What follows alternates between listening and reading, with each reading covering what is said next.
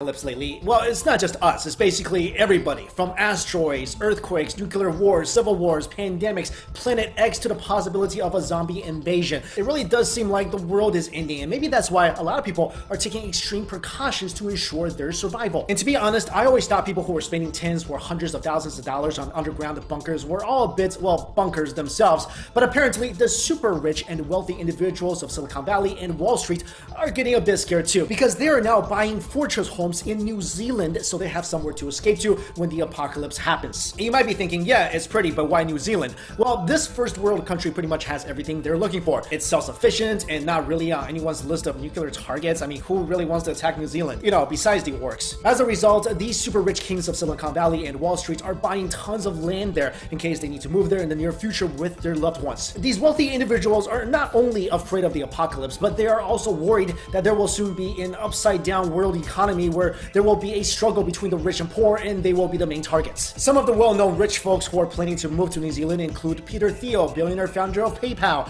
hedge fund pioneer Julian Robertson, and Hollywood film director James Cameron. And apparently, the New Zealand government has already given them, and many other tycoons, New Zealand passports under, quote, exceptional circumstances, even though foreigners are supposed to live there for at least 3 years before they're able to apply for a passport in the first place. And it's not just the rich who are looking to move to New Zealand. Applications for New Zealand passports have increased greatly ever since the presidential election, as well as the mass shootings that have been happening around the US. In the first 10 months of last year alone, foreigners bought more than 4 times more land in New Zealand than what they bought in the previous year. And in addition to buying land in the Shire, these mega rich dudes are also discussing other ways to survive, such as buying bitcoins as protection against a central banking meltdown. And check this out, this is really interesting. They're getting laser eye surgery in case glasses and contacts are scarce in the near future because, well, you don't want to end up like this guy. One super rich dude, Steve Huffman, the co-founder of Reddit, said that when society collapses, getting glasses will be a great challenge. So laser eye surgery is vital to survival. Another rich dude, Marvin Lau, a former senior executive at Yahoo, has even gone so far as to take archery classes and collect a small arsenal of weapons to protect his family when the time comes. So there you have it, guys. Even the billionaires of the world agree that the end of the world is inevitable, and the only thing you can really do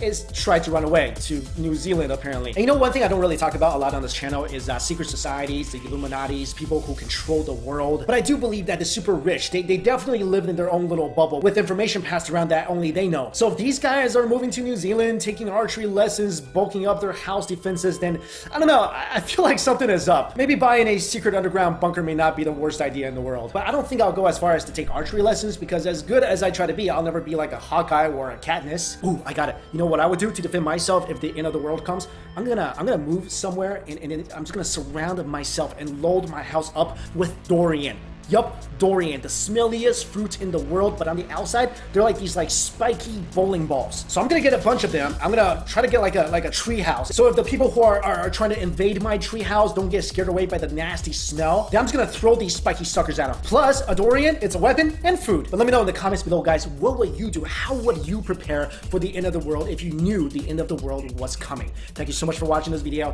I'll see you later. Hey guys, what's up? It's Mikey Chen. We've been talking a lot about the apocalypse lately. Well, it's not just us, it's basically everybody. From asteroids, earthquakes, nuclear wars, civil wars, pandemics, Planet X to the possibility of a zombie invasion. It really does seem like the world is ending, and maybe that's why a lot of people are taking extreme precautions to ensure their survival. And to be honest, I always thought people who were spending tens or hundreds of thousands of dollars on underground bunkers were all a bit, well, bunkers themselves. But apparently, the super rich and wealthy